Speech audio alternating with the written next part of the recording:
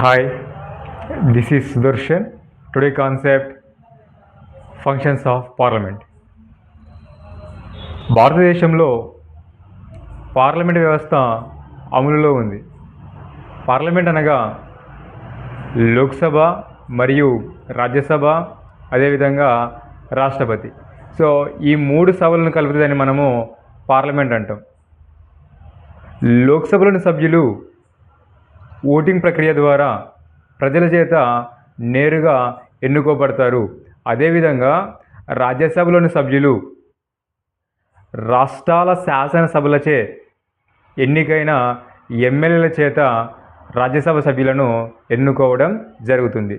So ఈ విధంగా ఉన్నప్పుడు పార్లమెంట్కి ఎటువంటి అధికారాలు ఉంటాయి, దాని గురించే ఈరోజు డిస్కస్ చేయబోతున్నాం. So first functions of parliament. First one legislative function. So శాసన సంబంధించిన అధికారాలు. సో ఫస్ట్ కేంద్ర జాబితా అంశాలపైన మరియు అవశిష్ట అంశాలపైన శాసనాలు చేసే అధికారం పార్లమెంటుకు ఉంటుంది. ఆర్టికల్ 248 ప్రకారం. సో ఆర్టికల్ 248 ప్రకారం కేంద్ర జాబితా అంశాలైన మరియు అవశిష్ట అంశాలపైన పార్లమెంటు శాసనాలను చేయడం జరుగుతుంది. అదేవిధంగా ఉమ్మడి జాబితా అంశాలపైన పార్లమెంట్ శాసనాలను చేస్తుంది. అదేవిధంగా కొన్ని ప్రత్యేక పరిస్థితులు. ఆర్టికల్ 249 ప్రకారం జాతీయ ప్రాముఖ్యత దృష్ట్యా రాజ్యసభ ఒక ప్రత్యేక తీర్మానం చేసినప్పుడు పార్లమెంటు శాసనాల్ని నిర్మించడం జరుగుతుంది. అదేవిధంగా జాతీయ అత్యవసర పరిస్థితి ప్రకటించినప్పుడు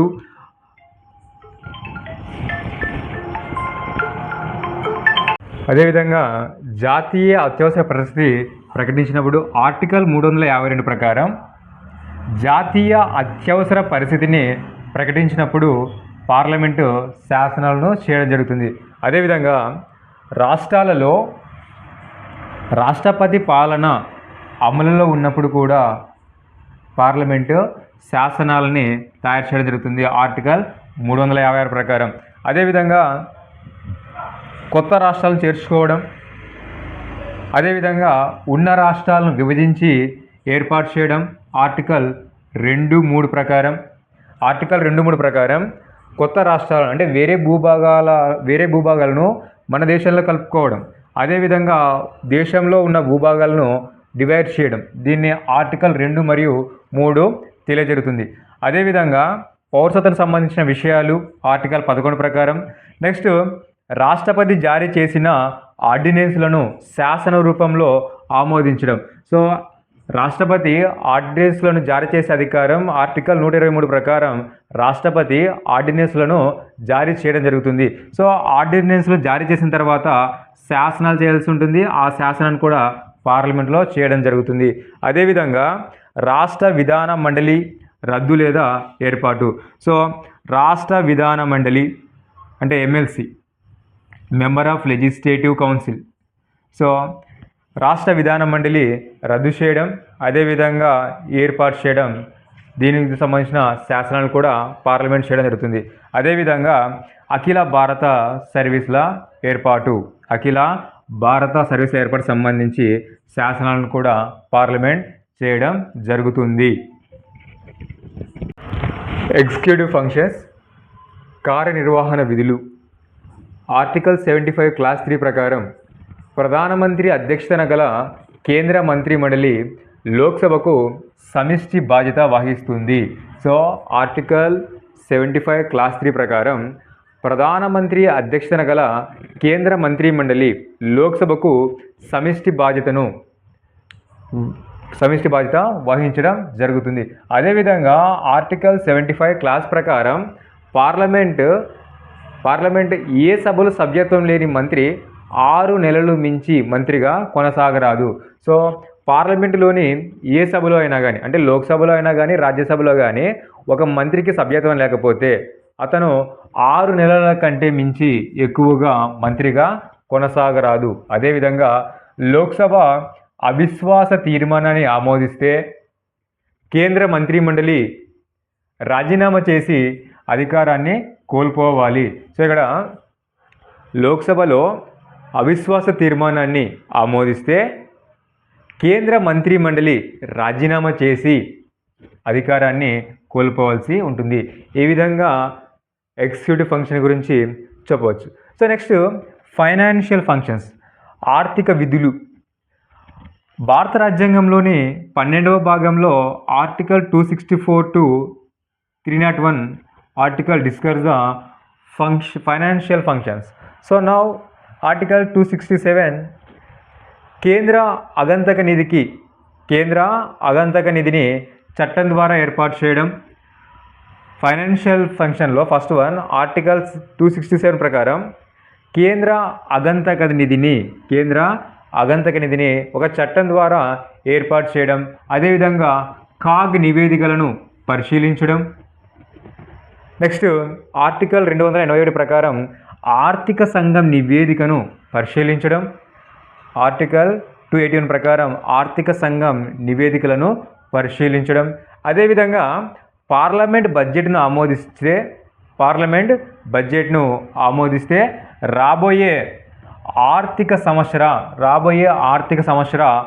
ఆదాయ వ్యయాలకు చట్టబద్ధత ఇవ్వడం. ఇవన్నీ కూడా ఆర్థిక సంబంధించి. One more repeat again, parliament బడ్జెట్ను ఆమోదిస్తే రాబోయే ఆర్థిక సంవత్సరానికి సంబంధించిన ఆదాయం మరియు వ్యయాలకు చట్టబద్ధతను ఇది తీసుకువస్తుంది. సో నెక్స్ట్ గ్రాంట్ చేసిన మొత్తం ఆర్థిక సంవత్సరంలో చివరగా ఖర్చు కాకపోతే దానిని భారత సంచిత నిధికి తిరిగి పంపించడం జరుగుతుంది. దాన్నే రూల్ ఆఫ్ లాప్స్ అంటారు. సో రూల్ ఆఫ్ లాప్స్ అంటే గ్రాంట్ చేసిన మొత్తం ఆర్థిక సంవత్సరంలో చివరి దాకా ఖర్చు కాకపోతే దాన్ని భారత సంచిత నిధికి తిరిగి పంపించడం, దానినే రూల్స్ ఆఫ్ లాప్స్ అంటారు. అదేవిధంగా తిరిగి పంపించుంటారు కదా, తిరిగి పంపించినట్లయితే డబ్బుని చివరి రోజుల్లో అతి శీఘ్రంగా అంటే ఎక్కువ స్పీడ్గా ఖర్చు చేయడం, దాన్ని ఏమంటామంటే మార్చ్ రఫ్ అంటారు. సో ఈ విధంగా ఫైనాన్షియల్ ఫంక్షన్స్ గురించి చెప్పవచ్చు. అమెండింగ్ ఫంక్షన్, భారత రాజ్యాంగాన్ని సవరించే విధులు. ఆర్టికల్ 328 ప్రకారం పార్లమెంటు రాజ్యాంగాన్ని సవరించే అధికారాన్ని కలిగి ఉంటుంది. సో ఆర్టికల్ 328 ప్రకారం పార్లమెంటు రాజ్యాంగాన్ని సవరించే అధికారాన్ని కలిగి ఉంటుంది. సో రాజ్యాంగ సవరణ బిల్లును పార్లమెంటులోని లోక్సభలో అయినా ప్రవేశపెట్టవచ్చు, అదేవిధంగా రాజ్యసభలో అయినా ప్రవేశపెట్టవచ్చు. సో పార్లమెంటులోని ఏ సభలోనైనా కానీ ఈ అమెండింగ్ని అంటే రాజ్యాంగాన్ని సవరించే బిల్లును సో లోక్సభలో అయినా కానీ రాజ్యసభలో అయినా కానీ ప్రవేశపెట్టవచ్చు. అదేవిధంగా రాజ్యాంగాన్ని సవరించే అధికారం కేవలం పార్లమెంటుకు మాత్రమే ఉంటుంది. రాష్ట్ర శాసనసభలకు రాజ్యాంగాన్ని సవరించే అధికారం ఉండదు. ఈ విధంగా రాజ్యాంగాన్ని సవరించే విధులను పార్లమెంటు కలిగి ఉంటుంది. అదేవిధంగా జ్యుడిషియల్ ఫంక్షన్స్, న్యాయ విధులు. భారత రాజ్యాంగంలోని ఆర్టికల్ 67 ప్రకారం రాజ్యాంగాన్ని అతిక్రమించినందుకు